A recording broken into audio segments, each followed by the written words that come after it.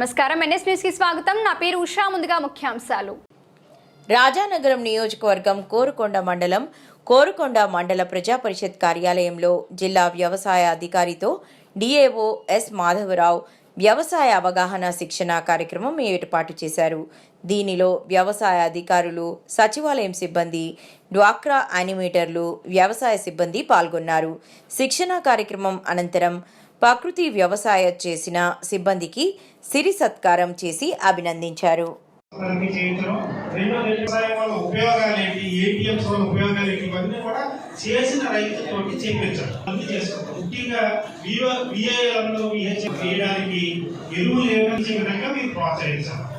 అదే రకంగా ఇక్కడ కేఏపీ జరిగినప్పుడు తయారు చేసినప్పుడు స్ట్రిక్ట్ గా గ్రామ యాక్షన్ ప్లాన్లు, మండల యాక్షన్ ప్లాన్లు వచ్చేటట్టు చేయడము, దానికి డేటా ఎంట్రీ చేసాం. ఈ విధంగా ఏప్రిల్ అన్నిటికల్లా యాక్షన్ ప్లాన్ వస్తుంది. ఈ యొక్క వార్షిక ప్రణాళికలు తయారు చేసుకోవడానికి అవగాహన పెడుతున్నాం. దీనిలో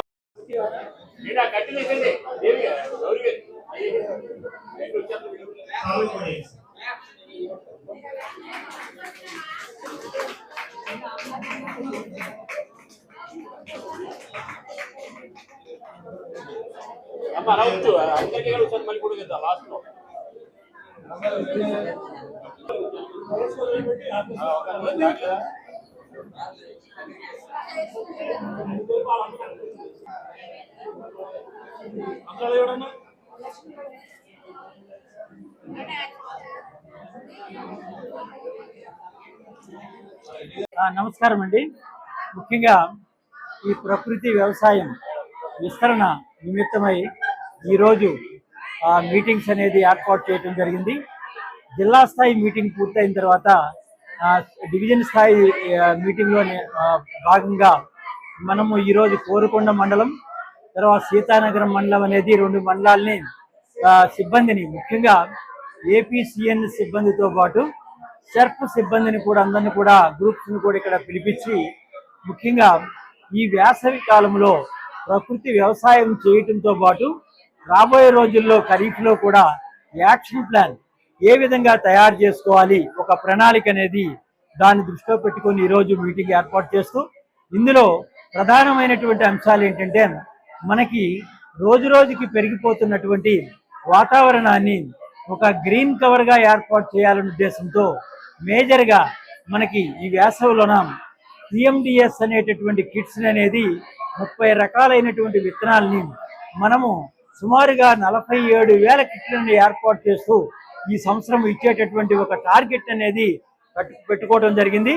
ఈ టార్గెట్లో భాగంగా మరి అన్ని విలేజుల్లో కూడా ఇవి ఇస్తూ ఇక్కడ దాన్ని పెంచి దాన్ని గ్రీన్ కవర్ చేయటం వల్ల నేలకి ఒక రకమైనటువంటి నీడతత్వాన్ని ఏర్పాటు చేసి రాబోయే రోజుల్లో పంటల సరళలో కూడా మార్పులు తీసుకొచ్చి దాన్ని చేయటానికి, రెండోది మేజర్గా ఏంటంటే దీని ఉద్దేశం ఏంటంటే కలుషితము లేనటువంటి ఆహారాన్ని ఇవ్వాలనే ఉద్దేశంతో పంటలు పండించాలి.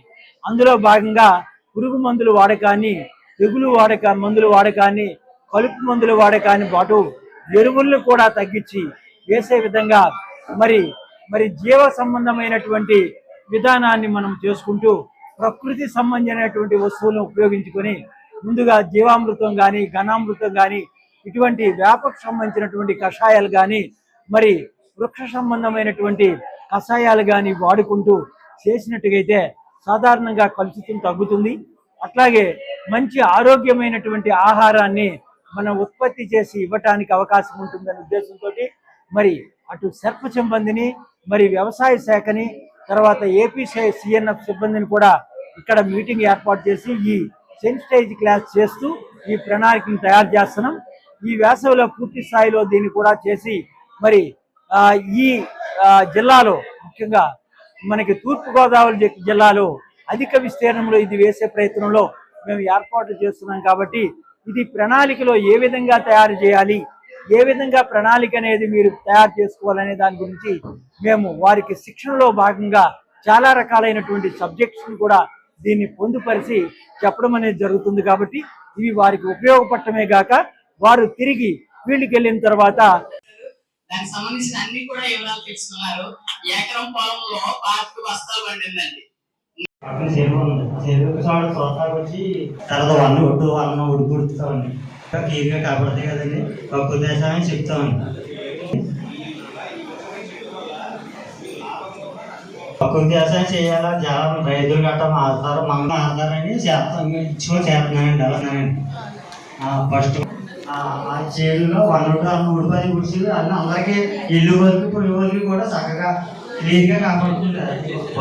ఇప్పుడు ఎలా ఉందండి? ఇప్పుడు ఎలా ఉంది? దిగుబడులు ఎలా వస్తున్నాయి? 10 సంవత్సరం